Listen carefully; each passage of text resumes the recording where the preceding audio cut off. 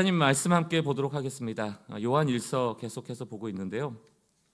오늘은 요한일서 2장으로 넘어오셔서 1절부터 6절까지의 말씀 통해서 빛은 사랑으로 드러납니다 라는 제목으로 말씀 나누겠습니다. 요한일서 2장 1절로 6절 우리 한 절씩 교독하겠습니다. 1절 제가 먼저 읽겠습니다. 나의 자녀들아, 내가 이것을 너희에게 쓰면 너희로 죄를 범하지 않게 하려 함이라. 만일 누가 죄를 범하여도 아버지 앞에서 우리에게 대언자가 있으니 곧 의로우신 예수 그리스도시라. 그는 우리 죄를 위한 화목제물이니 우리만 위할 뿐 아니요 온 세상의 죄를 위하심이라.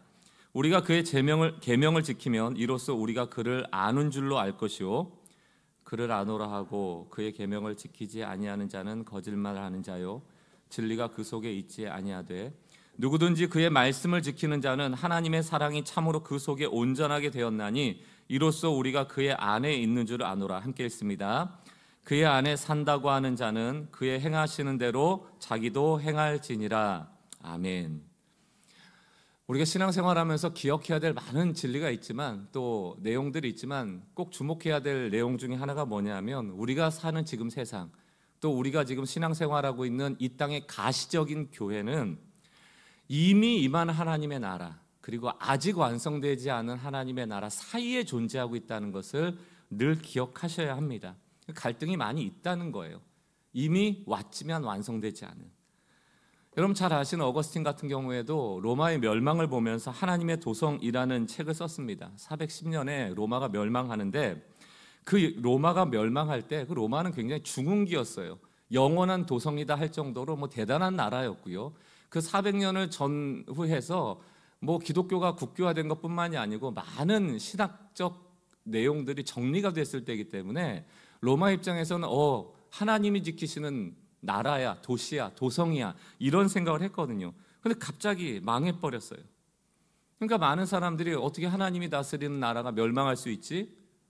그것도 야만족에 의해서 이런 생각을 할 수 있지 않습니까? 그때 하나님의 도성이라는 책을 집필하게 됩니다.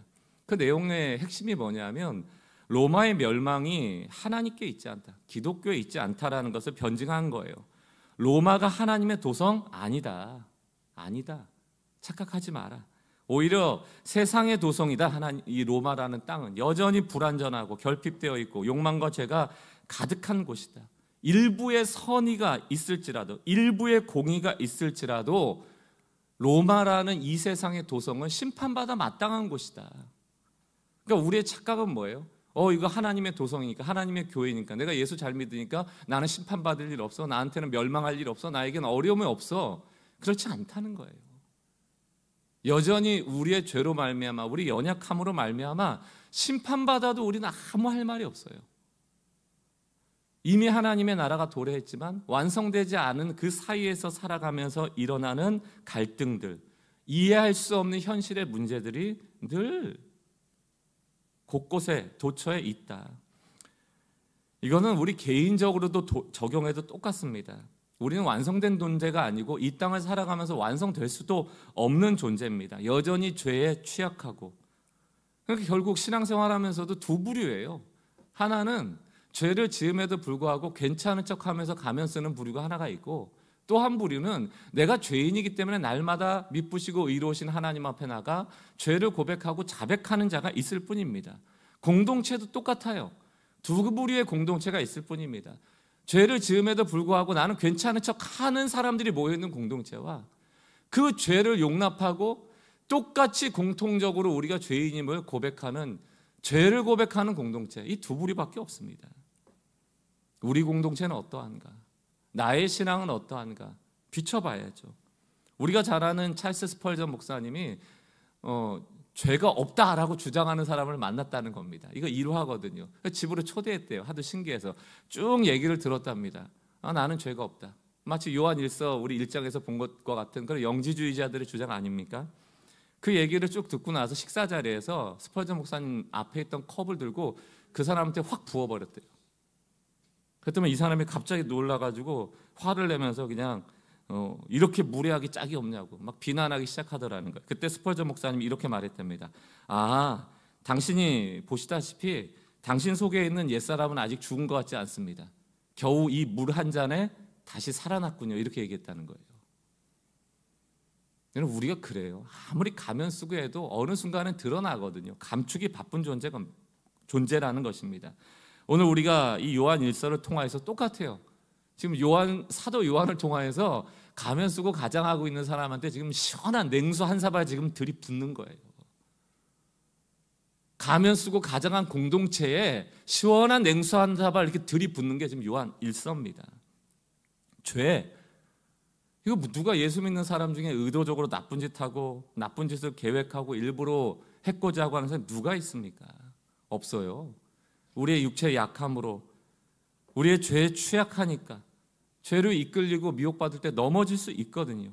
그때 우리의 연약함을 이미 채울하시고 아시는 예수 그리스도의 그 보혈이 우리의 그 죄를 덮는다. 이것이 진리 아닙니까? 그러므로 이 교회가, 또 여러분이, 또 가정도 마찬가지고요, 여러분이 속한 직장도 마찬가지고요, 성숙되기 위해서는 늘 죄의 고백이 필요합니다. 숨기는 게 필요한 게 아니고 고백이 필요해요. 공동체적으로 고백해야 될 고백이 뭡니까? 우리 다 죄에 취약합니다. 그래서 오늘 나는, 또 우리는 예수가 필요합니다. 오늘도 하나님의 세임이 필요합니다. 그것을 인정할 때 비로소 이 공동체가 예수의 지배를 받는 더 안전한 공동체가 되는 거예요. 죄 없는 공동체는 있을 수 없을 뿐더러 가장하고 위선하는 공동체만큼 그 위험한 공동체가 없다. 그건 복음적 공동체가 아니거든요. 사랑하는 성도 여러분, 다시 한번 본질적인 질문으로 돌아가 봤으면 좋겠습니다. 지금 우리가 다 신앙생활하고 있잖아요. 우리 예수 믿고 있잖아요. 그럼 도대체 신앙생활한다는 게 뭔가? 예수를 잘 믿는다는 게 뭔가? 오늘 요한 1서를 통해서 사도 요한은 뭐라고 말하고 있습니까? 너희 신앙생활이라는 거 다른 거 아니야. 하나님과 또 하나님의 비단에 소속되어진 자녀들과 함께 교제하는 거야. 사귀는 거야. 코이노니아 강조하고 있는 것이거든요. 지난번에도 말씀드렸지만 제가 하나님은 문제 해결의 신이 아니다, 문제 해결용으로 자꾸 섬기지 마라 이렇게 얘기하면 기분 나빠하시는 분들이 많다니까요. 나는 기도 응답받고 내 도움 받고 내가 원하는 거 없고 그거 하나님께 나가서 그거 얻으려고 기도하는 건데 그럼 뭐 하나님이 뭐 하냐, 이런 식으로 묻는 분들이 계셔요. 그 기도에 대해서 굉장히 오해하고 계시는 분들이죠. 기도를 그저 내가 원하는 걸 얻는 수단 정도로 생각하시는 것이고, 내가 어려울 때 그냥 돕는 분 정도로, 요술 상자의 진이 정도로 생각하는 것 아닙니까? 세상 종교가 다 똑같잖아요. 그렇게 보면 뭐 불교는 다릅니까? 다 나 필요한 거 얻으려고 비나이다 하는 것 아닙니까? 그러나 여러 종교를 보세요. 그 종교들의 특징이 뭡니까? 신을 통하여 내가 얻기 원하는 것을 바랄 뿐이지 그 신과 교제하는 게 아니에요. 신을 사랑하는 게 아니에요. 그러나 하나님은 우리에게 뭘 말씀하세요? 나를 사랑하라는 거예요. 하나님을 사랑하라. 하나님을 사랑하라. 내 신앙은 어떤가? 나는 하나님을 사랑하는가? 하나님이 주시는 부산물을 사랑하는가? 그 부산물이라는 게 다 뭡니까? 세상을 사랑하여 세상에서 거들먹거리기 위하여 필요한 것들, 더 얻기 원하는 것들 많잖아요. 그 부산물이라는 것들이 다 우상일 때가 많잖아요. 제가 어느 날 대학원 시절에, 신학대학원 때 무슬림 공부하려고 무슬림 예배하는 데 갔었거든요. 이슬람 사원, 이태원에 있었습니다. 지금도 있는지 모르겠어요. 아마 있을 겁니다. 제때 되면요 다 기도하러 와요. 근데 제가 그거 보면서 느낀 게 뭐냐면, 저 사람은 하나님이 무서운 아버지구나. 제때 기도하러 오지 않으면 저 무서운 아버지가 혼내니까, 원하는 거 안 주니까, 벌 주니까 다 벌벌벌 떠면서 기도하는 느낌이었습니다. 신을 사랑하는 게 아니에요. 경외라는 뜻이 무서워한다는 뜻이 아닙니다. 사랑으로 가득한 감탄이거든요. 찬양이거든요. 우리가 왜 기도하고 왜 찬양하고 왜 예배하는가? 그분을 사랑하기 때문이어야 하거든요. 그분이 주시는 부산물 때문이 아니거든요. 철저하게 신앙 관계적이다. 우리가 신앙생활한다는 것은 그분과의 사귐이다. 그분을 사랑하는 것이고 이웃을 사랑하는 것이다. 이게 우리의 신앙생활이거든요. 그래서 사도 요한은 계속해서 하나님의 사귐, 또 하나님을 관계적으로 풀어가는 겁니다. 나중에 계속해서 보겠지만 요한 1서를 보면 하나님을 관계적으로 사랑하는가, 또 세상을 관계적으로 사랑하는가. 우리의 신앙생활이라는 것이 결국 누구와 무엇과 관계 맺게 하는가예요. 누구와 더 친밀한가예요. 누구를 더 사랑하는가입니다. 그래서 제가 이제 이 요한일서를 보면서 참조하고 있는 책 중에 하나가 백석대 최영상 교수님이 쓰신 요한일서 강해서입니다. 그 제목이 코이노니아와 코스모스라는 제목이에요. 코이노니아라는 것은 하나님과 관계 맺기예요. 하나님을 더 사랑하는 겁니다. 코스모스, 이 세상이란 뜻 아닙니까? 물론 하나님 만든 우주라는 뜻으로 쓰일 때도 있지만 여기 요한일서에서 말하는 코스모스, 세상은 하나님을 등지고 세상과 관계 맺어 세상을 더 사랑하는 것을 얘기하거든요. 그러니까 우리가 코이노니아 할 것인가 코스모스 할 것인가, 이게 요한일서의 주제입니다. 지난주에 요한일서 1장에서는 하나님을 떠난 자들, 세상을 사랑하여 하나님을 사랑하는 것보다 세상을 사랑하여 떠난 자들이 나는 하나님과 사귀고 있어, 그래서 세상에서 막 살아도 돼, 나는 죄가 없어, 나는 범죄도 안 해, 막 이렇게 주장했었잖아요. 말도 안 되는 소리 했었잖아요. 오늘 요한일서 2장에서도 똑같습니다. 코스모스와 관계를 맺어가면서 여전히 교회 안에서 위선하는 자들, 나는 하나님과 사귀고 있는 척하는 사람들을 향하여 요한일서가 무엇을 말하고 있는가? 이번에는 또 마찬가지로 새 구절이 나옵니다. 요한일서 2장 4절, 6절, 9절. 뭐라고 되냐면 누가 이렇게 말하면, 이런 의미거든요. 다시 말하면 오늘 지적사항은 뭐냐면, 야, 너희는 늘 말뿐이야. 세상 사랑하면서 관계 맺기는 다 세상하고 하면서 교회 공동체 안에 와서는 다 말뿐이야. 말로는 너무 너 말 들어보면 진짜 하나님 사랑하는 것 같아. 너 말만 보면 진짜 하나님과 깊이 교제하는 사람 같아. 너 말만 들어보면 너 정말 기도하고 성경 보는 사람 같아. 교회 안에서 제일 큰 문제는 목사죠. 이런 맥락으로 보면 말 제일 많이 하잖아요. 내가 유튜브에서 저 막 비판하고 비난하는 사람 보면 사실 할 말이 별로 없어요. 맞는 얘기가 참 많습니다. 넌 말뿐이다. 말뿐이야. 동의가 돼요. 그래서 저도 요한일서 2장을 좀 경고로 받으려고 합니다. 보세요. 요한일서 2장 4절을 보세요. 그를 아노라 하고, 이게 여기다 말 집어넣으면 됩니다. 내가 하나님을 안다고 말만 하고, 이런 뜻이에요. 그의 계명을 지키지 아니하는 자는 거짓말을 하는 자요, 진리가 그 속에 있지 않다. 말로는 나 하나님 알아. 6절 보세요. 나는 그의 안에 산다고 말만 하고, 이 뜻이에요. 말만 하고. 그가 행하시는 대로 안 하는 사람들. 또 2장 9절에 뭐라고 되어 있어요? 나는 빛 가운데 있다 하면서, 여기서 말만 하면서, 이런 뜻이에요. 그 형제를 미워하는 자는 어둠에 있는 자예요. 다 공통점이 뭐예요? 말만. 왜? 그 당시에 영지주의에 영향을 받은 사람의 특징이 뭐라고 했습니까? 깨닫는 거예요. 영지, 신령한 지식들로 이 머리를 채운 거예요. 막 머리에 가득한 엉뚱한 지식들이 있으니까 사람 만나면 막 얘기하죠. 딱 깨달은 거 막 말하죠. 우리 소그룹 가면 제일 재수없는 사람들이 누구예요? 말 안 하겠습니다.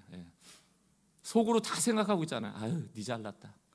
그냥 소그룹 안에서 뭐 좀 힘들고 어려운 얘기에 공감하고 함께 기도하는 일은 안 하고 막 지식 자랑하는 사람 있잖아요. 막 주석 보고 와가지고 막 이 말씀이 뜻하는 건 누구는 이런 얘기를 했고 막 이래서 막 이렇고 이렇다. 말 많은 사람들 말을 줄여야 합니다. 그 믿음 생활이라고 우리를 착각하게 하거든요. 내가 소그룹 가서 말 많이 하고 왔다고 내가 믿음이 좋은 게 아니거든요. 사도 요한은 내 믿음을 보이라고 얘기하는 거예요. 이게 신약으로 넘어가면 어떤 말씀입니까? 야고보서 2장 18절을 보세요. 야고보서 2장 18절. 너는 믿음이 있고, 근데 사실 이게 비꼬는 얘기거든요. 괄호로 너는 행함은 없더라. 근데 믿음이 있다고 말은 하더라. 근데 나는 말은 많이 안 해. 그러나 믿음으로 행해. 그러니까 너는 행함이 없는 너의 믿음, 행함이 없는데 믿음을 어떻게 보입니까? 그저 할 수 있는 거라고 말밖에 없는 거예요. 실체 없어요. 공허해요. 그것을 내게 보이라. 보일 수가 없는 거죠. 그러나 나는 행함으로 내 믿음, 이건 실체가 있어요. 확고해요. 너한테 보일 테니까. 우리는 어떤 부류인가? 그러면서 충격적인 얘기를 그 다음 19절에 합니다. 야고보서 2장 19절 뭐라고 되어 있습니까? 너가 하나님은 한 분이신 줄 믿느냐? 잘하는도다. 너 참 맞아. 근데 그건 귀신도예요. 귀신도 말한다라고 되지 않았어요. 떠든다. 그러니까 여러분들 교회 안에서 말을 하는 정도가 아니고 말 많이 하고 떠들면 위험이 있어요. 귀신도 떠든다니까요. 얼마나 하나님에 대해서 잘 아는지. 여러분, 귀신이 하나님은 한 분이십니다 고백하는 게 믿음이에요? 하나님은 살아계십니다. 온 우주의 창조자입니다. 귀신도 알아요. 그걸 고백한다고 그게 믿음입니까? 마가복음 5장을 보십시오. 5장 7절. 지극히 높으신 하나님 아들 예수여 외치는 거 누구예요? 지금 이 귀신이. 나와 당신이 무슨 상관이 있나이까 원하되 하나님 앞에 맹세하고 나를 괴롭히지 마소서. 지극히 높으신 하나님이십니다. 예수가 하나님인 걸 안다니까요. 이게 믿음입니까? 이게 신앙입니까? 지적인 동의를 믿음으로 착각하는 사람을 향하여 사도 요한이 오늘 일침을 가하는 거예요. 냉수를 붓는 거예요. 깨라. 그 믿음 아니다. 참된 믿음은 반드시 행함을 동반한다. 이게 오늘 사도 요한의 주장입니다. 이게 2장 전체의 개관인데 오늘 저희는 1절에서 6절까지만 주는 두 가지 메시지만 좀 집중해서 살 필요가 합니다. 요한일서 2장 1절에서 6절에 주는 두 가지 메시지가 뭐냐면 첫 번째입니다. 첫 번째는 안심해라. 그리고 죄를 짓지 마라. 이게 첫 번째 메시지예요. 안심해라. 그리고 죄를 짓지 마라. 우리가 지난주에 봤던 요한일서 1장 전체를 요약한 문구가 요한일서 2장 1절입니다. 그래서 어떤 분들은 설교를 할 때 요한일서 1장 마지막에서부터 2장 1절까지를 끊어서 설교하기도 해요. 왜? 2장 1절이 앞에 있는 요한일서 1장을 요약하는 문구이기 때문에. 자, 상반절 먼저 읽어보겠습니다. 요한일서 2장 1절 상반절. 나의 자녀들아 내가 이것을 너희에게 쓰면 너희로 죄를 범하지 않게 하려 함이라. 요한일서의 목적이 분명히 나와 있습니다. 죄를 짓지 않게 하려 함이에요. 그냥 아멘이죠. 하나님은 빛이시고 어둠이 하나도 없으니까 그분 안에 거하며 소속되어 거하며 살아가려고 하면 빛으로 걸어가야 될 거 아닙니까? 그러니까 죄짐은 안 돼요. 이건 뭐 분명한 선언입니다. 아멘입니다. 그러나 만약에 요한일서 1장 상반절만 없고 이게 여기서 멈춰버렸다면 그러면 우리는 문제가 생겨요. 오늘 아멘하고 다 집에 돌아갔는데 집에 가는 그 순간부터 우리는 언어로 생각으로 죄를 짓기 시작할 겁니다. 그럼 무슨 생각이 들어요? 야, 나 진짜 쓰레기구나. 진짜 어쩔 수 없는 인간이구나. 내가 목사님 설교 들으면서 그 앞에서 나는 죄를 범하지 않겠다라고 아멘하고 왔는데 이 나가는 순간부터 죄를 짓네. 난 역시 예수 믿을 자격 없어. 하나님 앞에 사귈 면목 없어. 이러면서 다시는 교회 못 올 거 아닙니까? 부끄러워서 어떻게 와요? 안 짓겠다고 해놓고. 여러분 죄를 졌어요. 하나님은 죄를 짓지 말래요. 어떻게 해야 합니까? 죄를 지워요? 아니면 내가 한 가지 죄를 졌으니까 앞으로 착한 일 9가지 해서 그거를 보완합니까? 내가 9가지 선함을 하면 내 한 가지 죄가 사라져요? 그럼 캐톨릭의 논리죠. 보상의 논리고. 그래서 요한은 이렇게 율법주의적인 말로 요한일서 2장 1절을 매듭하는 게 아니고 매듭 짓는 게 아니고 후반절 말씀이 나오는 거예요. 전체를 한번 읽어보겠습니다. 요한일서 2장 1절. 나의 자녀들아 내가 이것을 너희에게 쓰면 너희로 죄를 범하지 않게 하려 함이라. 이건 분명해요. 만일 그래도 누가 죄를 범하여도 제가 괄호 넣은 겁니다. 괜찮다. 왜냐하면 아버지 앞에서 아버지는 빛 아닙니까? 어둠이 없잖아요. 공의로우시잖아요. 그런데 그 공의롭고 빛 되신 아버지 앞에 나만 있는 게 아니에요. 죄 짓고 있는 나만 있는 게 아니고 우리의 대언자가 있으니 카운셀러, 변호자가 있다는 겁니다. 곧 의로우신 예수 그리스도라. 이신칭의가 뭡니까? 과거의 모든 율법이 예수 그리스도의 의로움으로 완성됐다는 뜻이에요. 그 얘기가 뭡니까? 우린 더 이상 율법 아래 있지 않다는 얘기예요.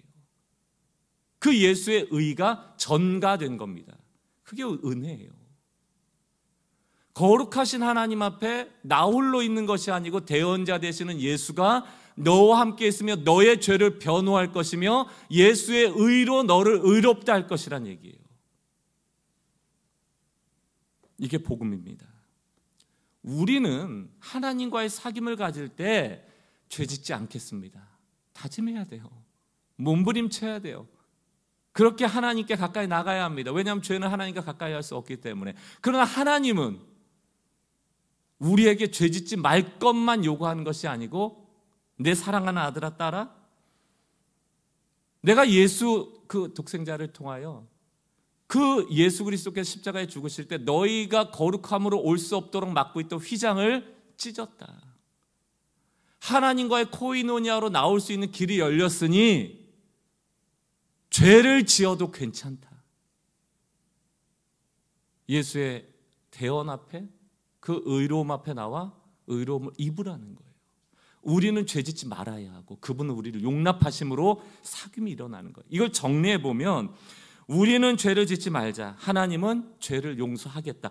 이 모순 같은 상황이 공존하는 것이 빛 안에서 일어나는 사귐이라고요. 그러니까 죄가 없어야 사귀는 게 아니고 사귐 안에서 우리의 죄가 용서함 받는다라는 이 복음을 믿으시기 바랍니다. 요한일서 1장 1절과 2절을 다시 한번 보겠습니다. 나의 자녀들아, 내가 이것을 너희에게 쓰면 너희로 죄를 범하지 않게 하려 함이라. 이게 우리의 삶의 목표 되기를 주님의 이름으로 축원합니다. 그러나 만일 누가 죄를 범하여도 아버지 앞에서 우리에게 대언자가 있으니 곧 의로우신 예수 그리스도라. 2절, 그는 우리 죄를 위한 화목제물, 내 죄에 대한 대가를 지불했다는 거예요. 그러니까 여러분들이 어릴 때 어디 가게 가서 물건을 훔쳤어요. 200원짜리 훔쳤어요. 걸렸어요. 엄마가 왔어요. 1,000만 원 줘버린 거예요. 이해가 좀 되세요? 내가 200원 훔쳤는데 1,000만 원을 줘버렸다니까요. 이게 화목제물이에요. 감이 안 오시면 더 큰 금액을 줬다고 생각해 보십시오. 그럼 우리 입장에서 왜 그렇게까지 쓸데없이 주셨을까?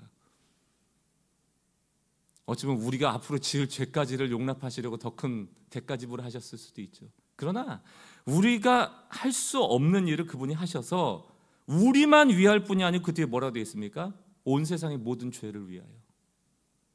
이게 은혜 아닙니까? 이 요한서신서 이 대목에 대한 그 주석의 한 내용이 저의 기도가 됐습니다. 여러분에게도 기도가 됐으면 좋겠어요. 이런 내용입니다. 참된 그리스도인은 자신이 죄를 지을 때 자신의 처지가 절망적이지 않다는 것을 깨닫고 감사해야 한다. 여러분, 혹시라도 죄책감에 있는 분이나 나 왜 자꾸 이렇게 실수하지 않으시는 분들은 절망하지 말라는 거예요. 왜? 빛 대신 하나님 앞에 의로우신 예수 그리스도의 존재가, 대언자가, 화목제물이 계셔서 죄사함과 안전한 회복을 보장하고도 남음이 있기 때문이다. 죄 앞에 절망하지 말라는 거예요.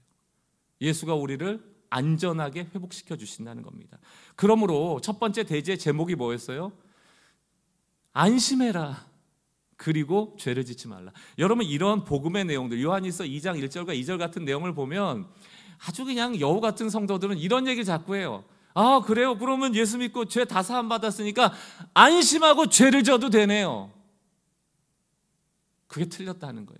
안심하고 죄를 져도 되는 게 아니고 안심하고 죄를 짓지 말라는 얘기입니다. 다르죠? 또 죄 짓지 않는 삶으로 나가라. 또 한 번 다시 죄 짓지 않는 삶으로 도전해라. 절망하고 넘어져 있지 말고 또다시 죄 짓지 않는 방향을 향하여 빛으로 걸어가라. 두려워 마라. 절망하지 마라. 안심하고 예수가 있으니 죄 짓지 마라. 이게 우리의 삶의 방향이 돼야 돼요. 우리가 구원을 받은 것은 은혜로 받습니다. 한순간에 받는 은혜거든요. 거지가 왕자가 되는 변화와 같이 아주 대단한 변화입니다. 그러나 우리가 구원을 받는 동시에 우리의 존재가 바뀌는 게 아니에요. 그러니까 우리의 삶이 바뀌질 않아요. 우리는 날마다 죄와 싸우면서 만들어져 가는 존재거든요. 그래서 성화라는 단어를 쓰잖아요. 에베소서 4장 15절을 보십시오. 오직 사랑 안에서 참된 것을 하여 범사의 예수, 그에게까지 자랄지니라. 그는 머리니 곧 예수 그리스도시라. 히브리서 12장 1절 2절 상반절까지 보면 이러므로 우리에게 구름같이 둘러싼 허다한 증인들이 있으니 모든 무거운 것과 얼매기 쉬운 죄를 벗어버리고 인내로서 우리 앞에 당한 경주를 하며, 이게 마라톤이거든요. 여러분 마라톤 하다가 잠깐 힘들다고 멈춰버리면 완주가 안 되죠. 그러나 멈추지 마라, 절망하지 마라. 우리에겐 대원자가 있으니 또 일어서서 걸어가면 돼. 뛰어가면 돼. 2절 믿음의 주요 또 온전하게 하신 이인 예수를 바라보라. 저는 이 말씀을 볼 때 역으로 예수 그리스도를 바라보며 절망하지 말고 끝까지 완주하라는 얘기예요. 얽매이기 쉬운 죄는 뭡니까? 우리의 다리를 끌어잡아서 꿇어 앉히는 거예요. 너 죄인인데 어디가? 그러지 말라는 거예요. 그러므로 우리의 신앙에서 내가 어떻게 착한 일 했냐, 내가 얼마나 봉사했냐, 내가 얼마나 선한 일 했냐를 따지는 것도 중요하죠. 우리는 범죄하지 않고 선하게 살아가야 되니까. 근데 그거보다 더 중요하게 우리가 주목해야 될 신앙의 관점은 뭐냐면 결국 예수 그리스도께서 우리를 위하여 무슨 일을 행하셨는지에 대해서 잊지 마셔야 돼요. 그 일이, 그 십자가가, 그 부활하심이 오늘 우리의 삶에 여전히 역사가 되어지고 있다. 이것을 잊지 않는 것이 매우 중요합니다.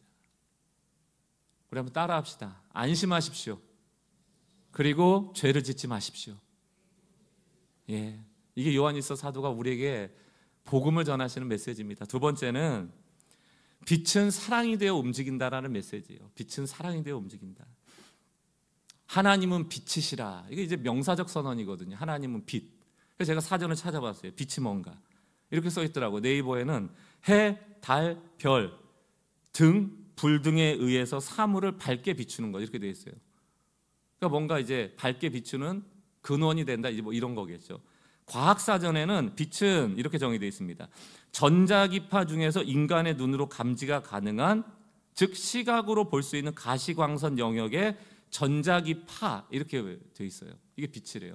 그럼 여러분 하나님이 빛이시다를 이 사전 정의에 넣어보세요.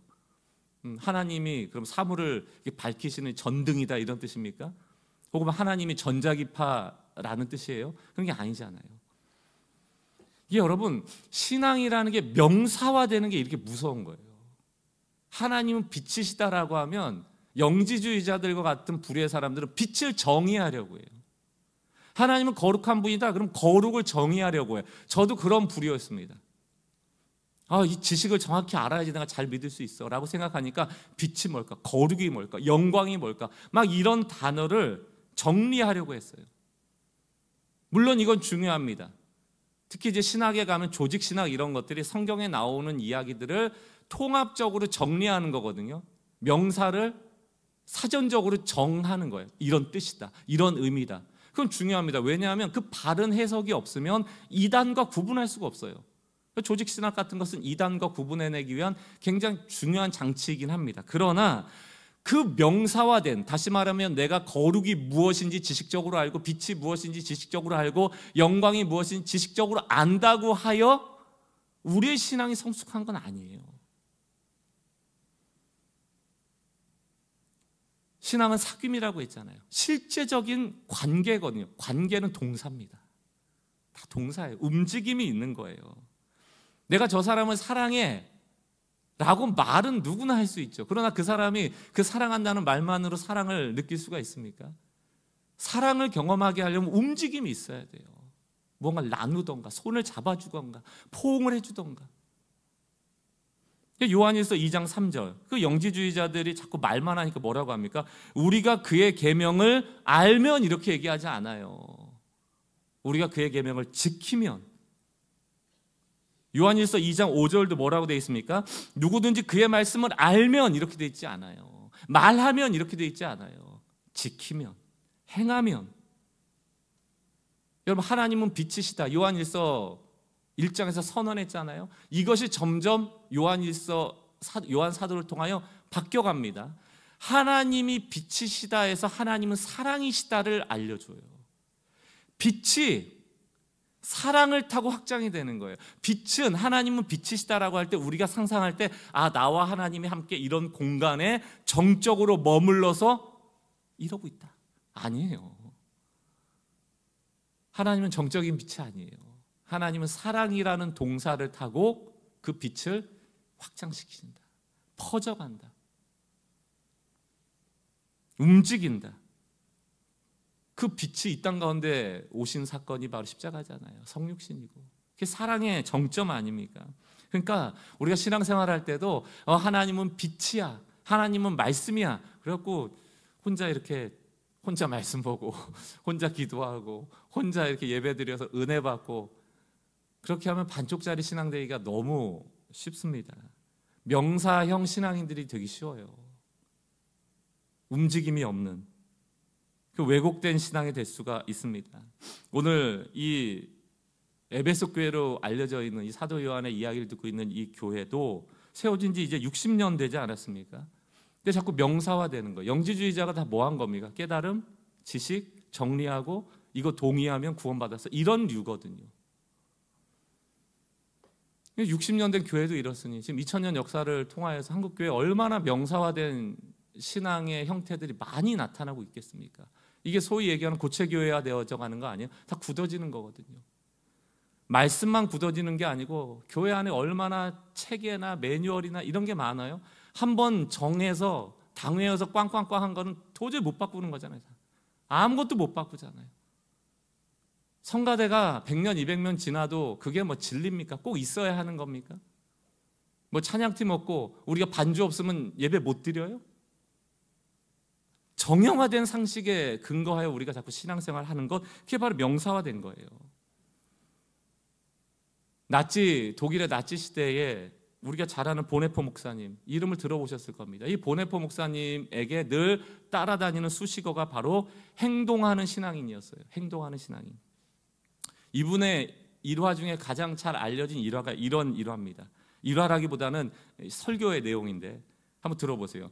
제정신을 잃은 운전자가 폭주하면서 수많은 사람을 해치고 있다. 이 폭주를 멈추게 하기 위해서는 부득불 폭력을 사용할 수밖에 없다. 이는 미친 사람이 모는 차에 희생되는 많은 사람들을 돌보는 것이 목사로서 나의 과제만은 아니기 때문이다. 이 미친 사람이 운전하는 것을 멈추는 것 또한 나의 과제이다. 이렇게 얘기를 했거든요. 물론 이건 나치라는 굉장히 극단적인 독재 체제 안에서의 말입니다.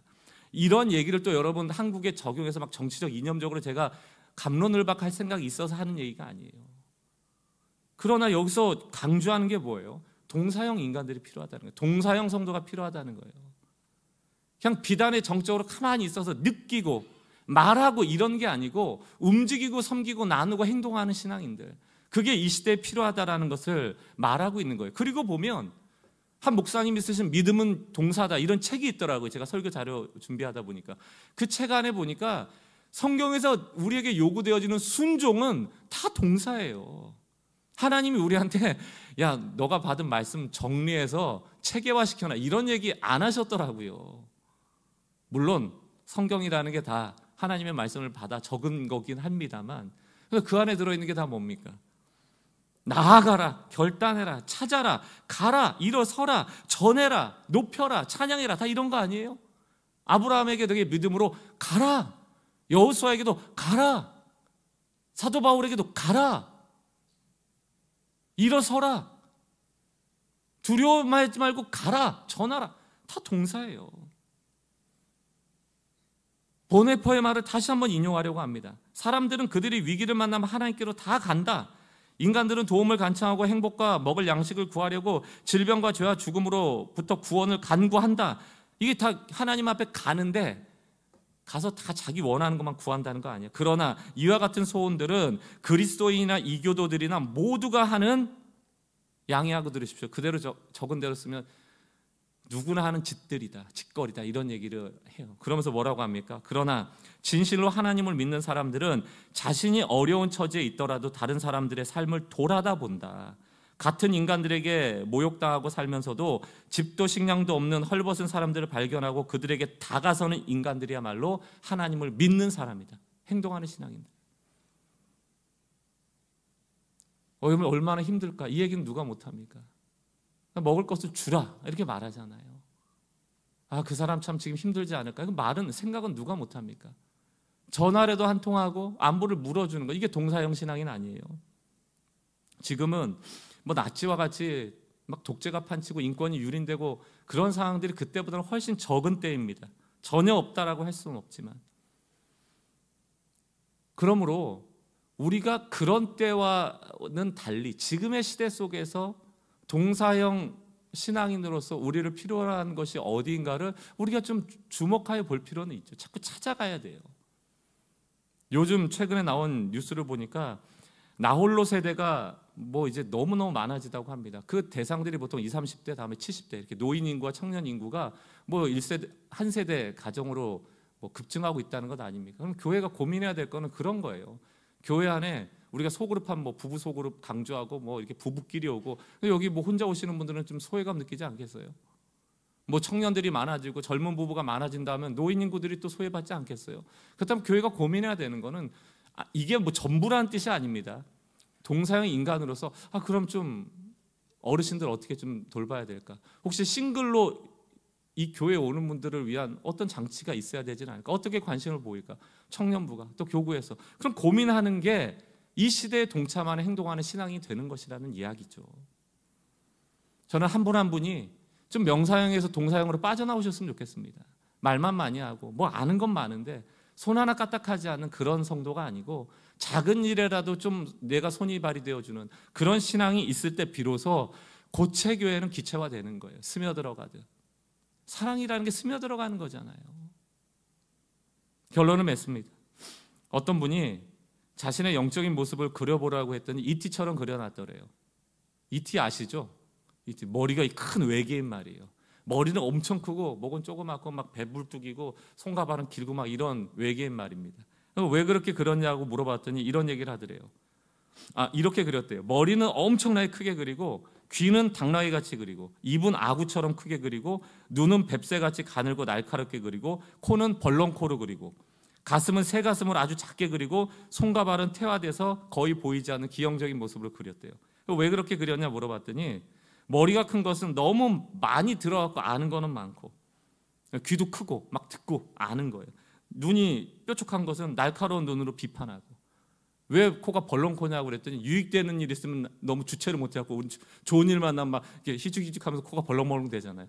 막 유익만 된다고 그러면 막 코가 벌렁벌렁 되고 나만을 위해서 살아가다 보니까 가슴은 제가 봤을 때는 제가 정확한 의미 파악을 했는지 모르겠지만 하트가 작아지는 거예요.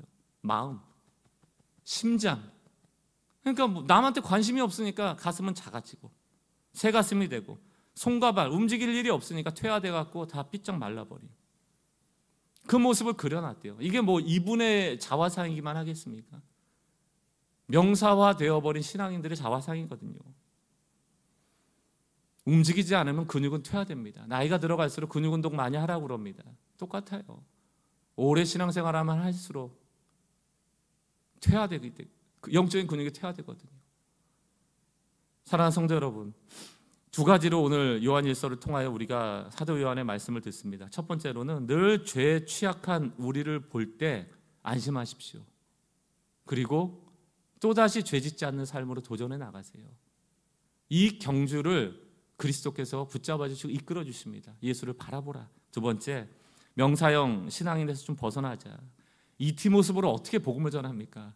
그렇게 추악한 모습을 가지고 어떻게 사람들에게 하나님 믿으면 참 좋은 일 많다라고 얘기할 수가 있겠어요? 우리가 하나님의 선함을 증거하기 위해서라도 동사형 신앙인이 되어서 이 세상의 작은 빛 한 줄기라도 어둠 가운데 비칠 수 있다면 그것이 하나님이 기뻐하시는 일 아니겠습니까? 말만 많이 하지 말고. 우리 죽으면은 엉덩이만 뜬다고 그러잖아요. 입만 뜬다고 안 하고. 죽어서도 물고기랑 얘기하느라고. 그런 존재되면 얼마나 비참합니까? 한 주간도 안심하고 죄짓지 않는 인생 되시고 어떻게든 작은 일이라도 좀 내가 움직여서 영적인 근육들을 되살리는 그런 은혜의 삶을 살아가는 우리 주의 백성들 되기를 주의 이름으로 축원합니다. 우리 같이 한번 찬양할 텐데요. 지난주에 불렀던 찬양입니다. 하나님의 빛이라는 찬양인데 하나님의 빛 아래 우리가 늘 있어요. 다 보여집니다. 가면 쓰고 가식 될 것도 없고. 근데 중요한 건 뭡니까? 드러내어서 주님은 우리를 정죄하려고 부끄럽게 하려고 징계하려고 하는 것이 아니고 고치시려고 더 단단하게 우리를 만드시려고 하는 거예요. 이 믿음의 고백으로 우리 찬양하고 기도로 좀 예배를 정리했으면 좋겠습니다. 하나님의 빛 앞에서 하나님의 빛 앞에서 그 투명한 빛 길 앞에서 모두 드러나 나의 모든 죄와 허물.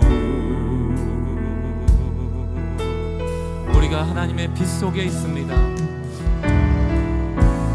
하나님의 빛 속에서 그 따뜻한 빛 속에서 모두 고쳐진 나의 모든 죄와 상처, 그의 빛 속에서 드러내어 징계함 아닌 드러내어 고치시는 하나님의 은혜와 사랑, 하나님의 빛 드러낼 것입니다. 드러내어 부끄럽게 하지 않고 더욱 단단히 만들 은혜와 사랑 전하게 할 하나님. 우리 후렴 다시 한번 선포합시다. 드러내어 징계함 아닌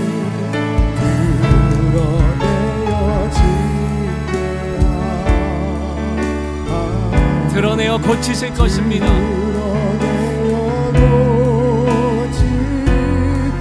언제나 은혜와 사랑으로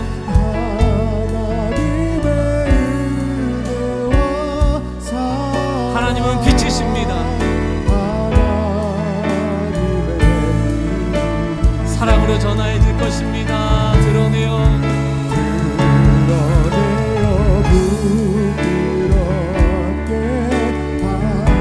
나를 더욱 단단히 하실, 단단히 만들 은혜와 사랑 전하게 할 하나님. 우리 다시 한번 고백합시다. 두려워하지 말고 그 따뜻한 빛 안으로 들어갑시다.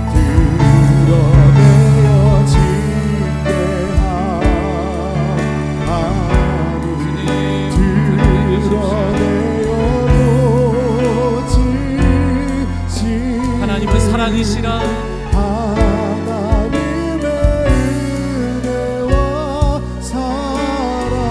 하나님의 빛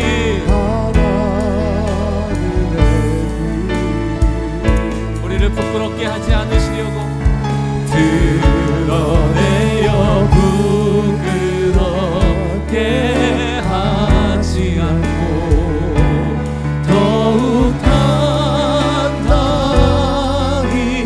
만들 은혜와 사랑 전하게 할 하나님. 주의 말씀 의지하여 나아갑시다. 주의 말씀 의지하여 깊은 곳에 금을 던져 그를 그가 놀라운 일을 이루시는 것보라. 주의 말씀 의지하여 믿음으로 그물을 던져 아멘. 믿음을 보게 하옵소서. 주의 말씀 의지하여 주의 말씀 의지하여 깊은 곳에 금을 던져 오늘 그가 놀라운 일을 이루시는 것보라. 주의 말씀 의지하여 믿음으로 금을 던져 믿는 자에게 능치 못함 없네. 시간 두 눈을 감고 오늘 말씀 안에 거합시다. 아무리 믿노라 해도 주님이 던지라 할 때 던지지 못하면 행하지 못하면 그것은 믿음이 아니죠. 결국 순종이 믿음입니다. 우리가 순종하지 못하는 이유는 너무 간단해요. 어렵다라기보다는 손해되기 때문이거든요. 우리가 동사형 신앙인이 못 되는 이유도 피해의식 때문에 그래요. 왜 나만? 그래, 이거 하면 나만 손해볼 것 같은데. 그게 손해가 아니고 하나님께 영광이라고 생각하십시오. 내가 먼저 인사하는 것, 내가 먼저 손 내미는 것, 내가 그들에게 도움을 주는 것, 하나님을 위한 것이다. 하나님 기뻐하시는 일이에요. 늘 그걸 보셔야 됩니다. 여러분, 죄를 짓지 않는 게 실천적으로 나가면 뭡니까?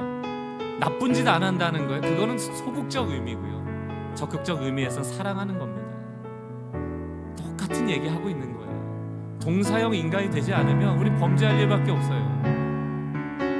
죄를 짓지 마라, 사랑하라는 얘기입니다.